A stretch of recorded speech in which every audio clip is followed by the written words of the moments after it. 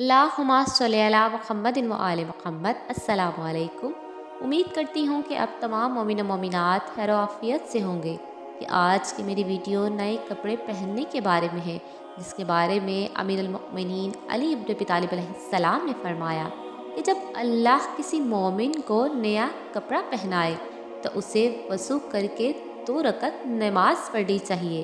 पहली रकत में सूरह फातिहा के बाद आयतुल कुर्सी पढ़े और दूसरी रकत में सूरह फातिहा के बाद सूरह इखलास पढ़े और अपने अल्लाह का शुक्र अदा करे कि जिसने उसे नया लिबास मरहमत फरमाया है, और ला हौला वला कुव्वता इल्ला बिल्लाहिल अलिय्युल अज़ीम बेकसरत पढ़े। जब तक वो लिबास इस शख्स पर बाकी रहेगा, अल्लाह की नाफरमानी से महफूज रहेगा और कपड़े की हर तार की मिक़दार में फरिश्ते इसके लिए इस्तग़फ़ार करेंगे और उसके लिए रहमत तलब करते रहेंगे।